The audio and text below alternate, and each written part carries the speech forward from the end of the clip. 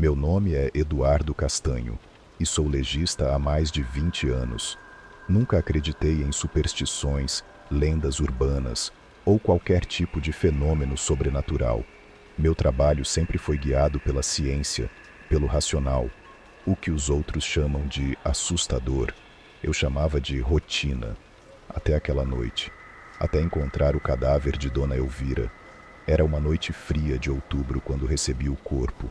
A ficha dizia que ela tinha cerca de 80 anos, sem família conhecida, e havia falecido em sua casa, sozinha. A morte foi atribuída a causas naturais. Parada cardíaca, disseram. O trabalho parecia ser um dos muitos que eu já havia realizado, mas algo naquela senhora me incomodava desde o início. Enquanto preparava o corpo para a autópsia, notei uma marca incomum em seu peito. Um símbolo que não consegui identificar de imediato. Uma estrela de 5 pontas dentro de um círculo, desenhada em cicatriz antiga. A princípio, pensei que fosse apenas mais uma dessas tatuagens estranhas que as pessoas fazem, mas algo naquelas cicatrizes parecia antigo, como se carregasse um peso maior do que a carne morta sob minhas mãos. Continuei o trabalho, mas aquele símbolo continuava me perturbando. A sensação de que algo estava fora do lugar me seguiu durante todo o procedimento. Quando terminei, fechei o corpo e o guardei na câmara fria, no fundo do necrotério. Deveria ser o fim da história, mas, como você pode imaginar, estava longe disso. Naquela mesma noite, enquanto fazia meu último café antes de ir para casa, ouvi um barulho, um som metálico, como o de uma porta de câmara sendo aberta. Isso não deveria acontecer. Imediatamente fui verificar. Para minha surpresa, ou horror, a câmara onde havia colocado Dona Elvira estava aberta e vazia. Meu coração acelerou. Era impossível que alguém tivesse mexido ali. Ninguém além de mim tinha acesso ao necrotério naquela hora. Fechei a câmara, tentando manter a calma, e decidi verificar as câmeras de segurança. Enquanto analisava as gravações, a resposta para o que havia acontecido tornou-se ainda mais perturbadora. A filmagem mostrava a câmara abrindo lentamente, sozinha, e então a imagem ficou distorcida, granulada, como se algo interferisse na gravação. Quando a imagem voltou ao normal, a câmara estava vazia. O suor escorria pelo meu rosto enquanto revia a gravação, sem acreditar. O que diabos estava acontecendo? Tentei racionalizar. Talvez houvesse um erro no sistema, ou talvez algum maldito truque de luz. Mas isso não explicava o desaparecimento do corpo. Foi quando ouvi outro barulho, algo que gelou meu sangue. Um sussurro. Não consegui entender as palavras, mas vinham de dentro do necrotério. Um chamado suave e distorcido, vindo das sombras. Com uma lanterna em mãos e o coração na garganta, percorri os corredores gelados do necrotério. Cada passo reverberava como um trovão em meus ouvidos.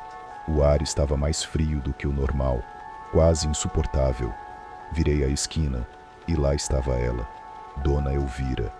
Ela estava parada ao lado da mesa de autópsia, sua cabeça inclinada para o lado, seus olhos vazios fixos em mim.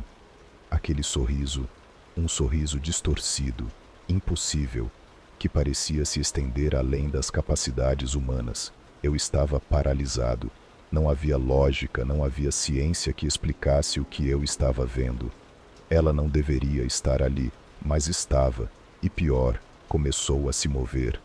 Lenta e deliberadamente, ela andava na minha direção, seus pés arrastando-se pelo chão de cerâmica.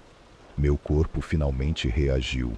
Corri como nunca antes, sentindo uma presença fria nas minhas costas, algo que me impelia a continuar sem olhar para trás. Tranquei-me em minha sala, respirando pesadamente, o coração quase explodindo no peito. De alguma forma, eu sabia que ela ainda estava lá fora, esperando. Não consegui voltar ao necrotério naquela noite. Algo dentro de mim sabia que precisava entender quem ou o que era aquela velha antes de enfrentá-la novamente. No dia seguinte, fui até a casa dela.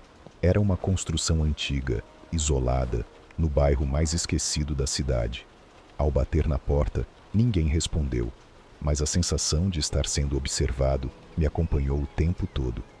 Perguntei aos vizinhos sobre ela. Descobri que Dona Elvira não tinha família, viveu sozinha por décadas e poucos a conheciam realmente. Alguns falavam em voz baixa, mencionando coisas estranhas que aconteciam ao redor da casa. Muitos acreditavam que ela mexia com magia negra e todos evitavam a casa depois do pôr do sol.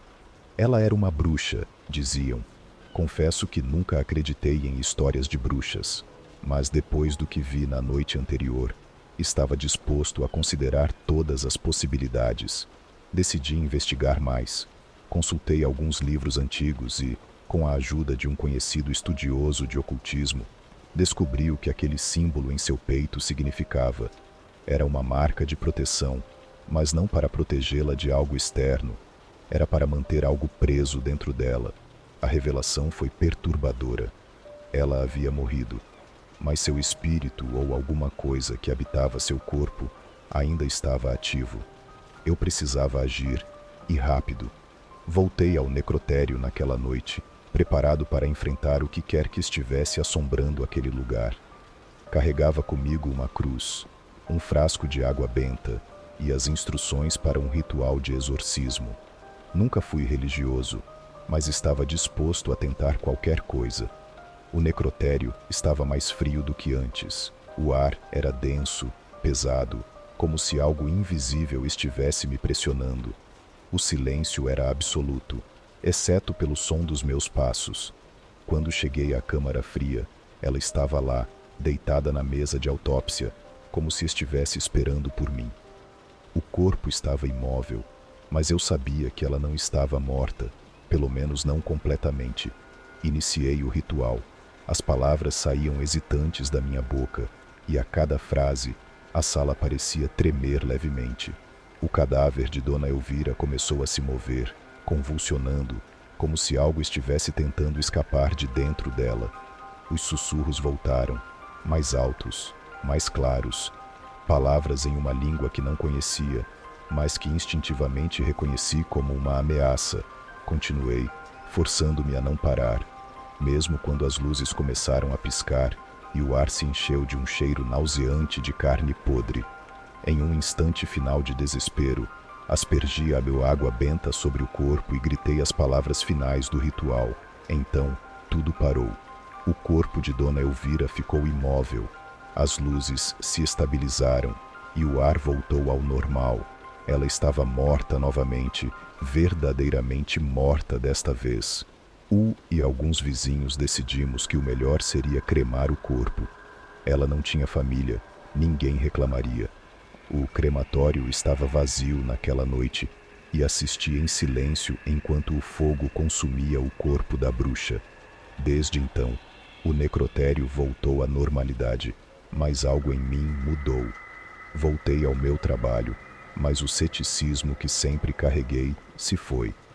Sei que o mundo é muito mais complexo e assustador do que nossos olhos podem ver ou a ciência pode explicar.